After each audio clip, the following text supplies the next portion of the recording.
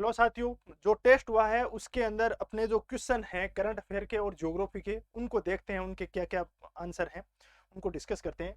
पहला क्वेश्चन अपना था कि लोकसभा का 17 अवसान निम्न में से कौन करता है। तो ये अपन ने जो करंट अफेयर है उसके दौरान डिस्कस किया था। तो राष्ट्रपति करते हैं इसके अंदर, लोकसभा अध्यक्ष, प्रधानमंत्री, विपक्ष का नेता। ये दो तो देखो सीधे सीधे कट गए, इनका तो कोई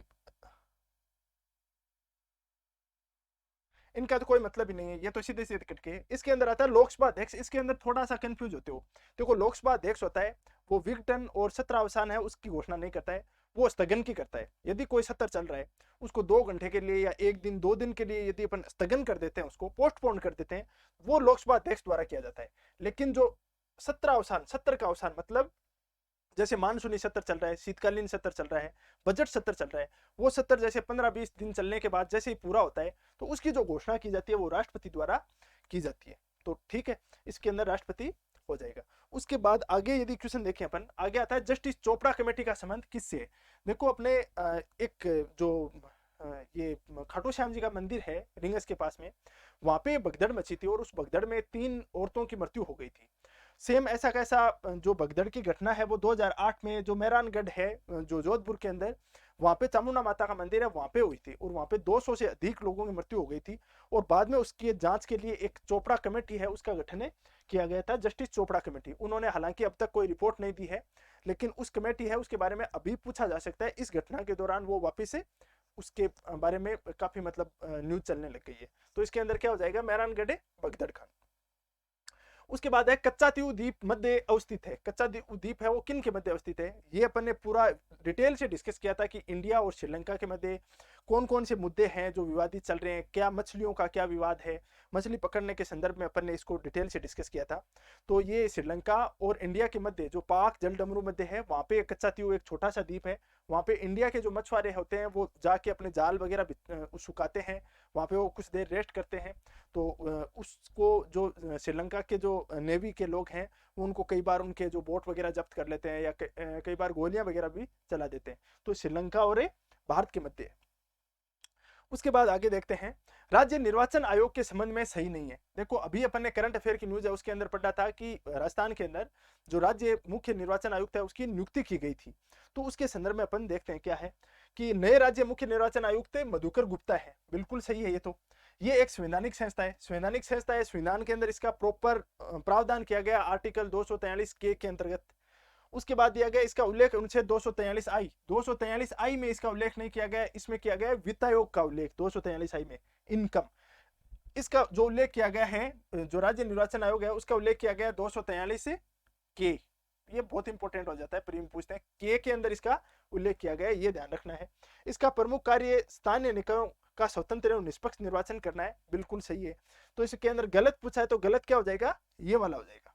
ठीक। उसके बाद देखते हैं नागोर्नो करबख, करबख नहीं कारबाख क्षेत्र है, इंग्लिश में देखो सही लिख रखा है। क्षेत्र विवाद किन 2 देशों के मध्य है। इसको करंट अफेयर की क्लास में डिटेल से डिस्कस किया था कि ये कौन से 2 देशों के मध्य है, भारत के यहाँ पे क्या इंटरेस्ट है, यदि ये विवाद बढ़ता है तो इंडिया के कौन से जैसे कौन कौन से हित है वो प्रभावित होते हैं, दोनों देशों के साथ इंडिया के कैसे रिलेशन है, काफी अपन ने मेंस के पॉइंट ऑफ व्यू से किया था। तो ये विवाद है वो आर्मेनिया और अजरबैजान के मध्य स्थित है। ठीक है। उसके बाद है पुंता अरिनास शहर जाना जाता है। ये अपन जो ज्योग्राफी की मैपिंग कर रहे हैं उस मैपिंग के अंदर ये क्वेश्चन देखा था अपन ने कि पुंता अरिनास शहर का किस लिए जाना जाता है। ये दक्षिणतम अधिवास केंद्र है, जो पूरा ग्लोब है उसका सबसे साउथ पॉइंट है।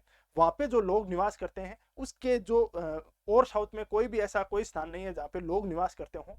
तो ये पुंता अरिनास है वो दक्षिणतम अधिवास केंद्र के रूप में साउथ अमेरिका महाद्वीप है उसका नीचे नीचे का शहर स्थित है।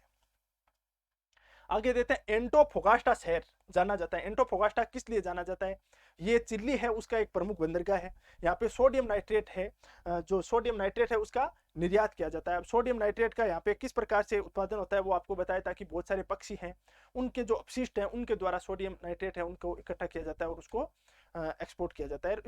इसके लिए भी ये बहुत फेमस है। तो ये सोडियम है नाइट्रेट हो जाएगा इसमें।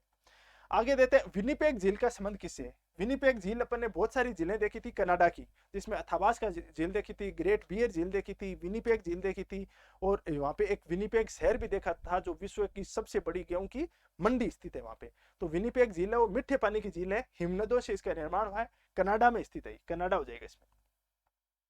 आगे आता है कोलंबिया नदी का संगम होता है, मतलब कोलंबिया नदी है वो कौन से महासागर में जाके गिरती है।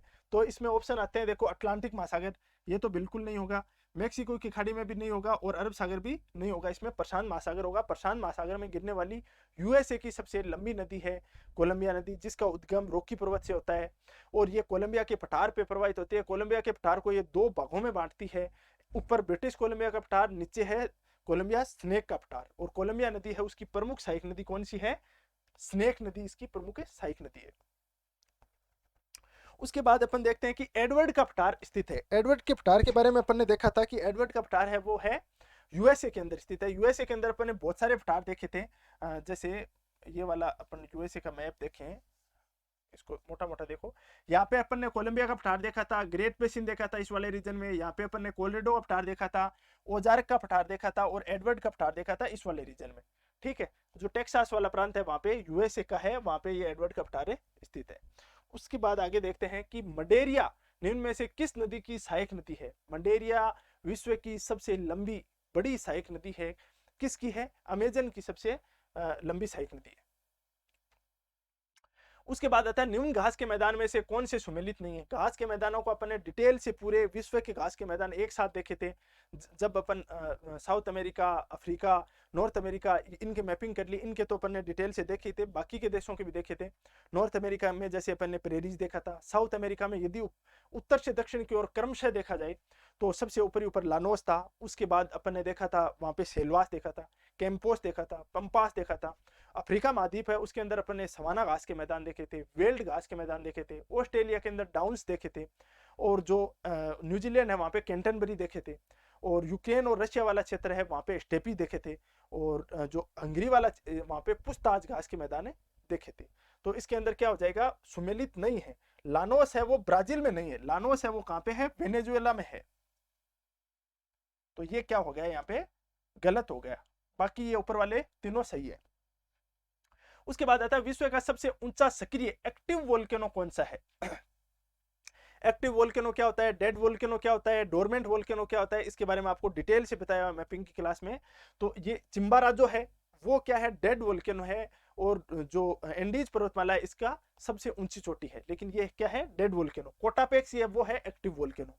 अकांकागुआ और मिस्ती, मिस्ती बोलिविया के पठार पे, अकांकागुआ चिली वाला क्षेत्र है वहां पे, ये चारों ही चोटियां हैं, ये जो अपना एंडीज पर्वतमाला है उसकी प्रमुख चोटियां हैं। उसके बाद देखते हैं रोहिंग्या शरणार्थी निम्न में से कौन से देश से आए हैं। रोहिंग्या शरणार्थी पे अपने डिटेल से डिस्कस किया मेंस के पॉइंट ऑफ व्यू से, ये कैसे इंडिया के लिए चुनौती बने हैं, कैसे इनकी उत्पत्ति हुई थी, कैसे इनका जो पीछे कारण क्या था। 2017 में ये घटना उत्पन्न हुई थी। ये इंडिया के अंदर लगभग 40,000 रोहिंग्या शरणार्थी रह रहे हैं, जो इंडिया की इकोनॉमी, उनकी सिक्योरिटी, वहाँ पे जो इनस्टेबिलिटी है, पॉलिटिकल अनस्टेबिलिटी है, उसके लिए एक बहुत बड़ी चुनौती है। तो उसके बारे में डिस्कस किया था। तो ये मैंने म्यांमार से है, म्यांमार का जो रखाइन प्रांत है वहां से आए हैं। आगे है वित्तीय समावेशन का अर्थ है। वित्तीय समावेशन वाला अपन करंट अफेयर में पढ़ा था, फाइनेंशियल इंक्लूजन। जब आरबीआई ने बोला था कि जो बैंकों का प्राइवेटाइजेशन है उससे जो वित्तीय समावेशन का जो लक्ष्य है वो प्राप्त करने में ये एक प्रमुख बाधा के रूप में है। तो वित्तीय समावेशन को वहां पे डिटेल से डिस्कस किया था कि वित्तीय संसाधनों तक सभी की पहुंच, जो वित्त के संसाधन है, जो लोन, क्रेडिट है या जो बैंकिंग सिस्टम है, वहां तक सभी समुदायों को, जिसमें महिला, पुरुष, ट्रांसजेंडर सभी, और सभी क्षेत्रों तक भी, ग्रामीण क्षेत्रों तक भी इसका विस्तार होना चाहिए। ये वित्तीय समावेशन है। उसके बाद में आता है कि रंगाथेटू बर्ड सेंचुरी निम्न में से किस राज्य में। ये अपन परी के हिसाब से पढ़ा था कि ये इसमें अभी बाढ़ आ गई थी बहुत बड़े स्तर पे, और उस बाढ़ के बाद में इसको वापस से पानी है वो बाहर गया है, अब वापस आम जनता है उसके लिए खोला गया है। तो ये कर्नाटका के उत्तरी कर्नाटक है वहां पे स्थित है। ये अपने 16 क्वेश्चन थे करंट अफेयर के और ज्योग्राफी के, और मैं आई होप कि आपका पेपर अच्छा हुआ होगा। देखते हैं आपकी कैसी परफॉर्मेंस रहती है, उसके हिसाब से आगे पेपर को और थोड़ा ऊपर नीचे एडजस्ट करते हैं। Thank you very much.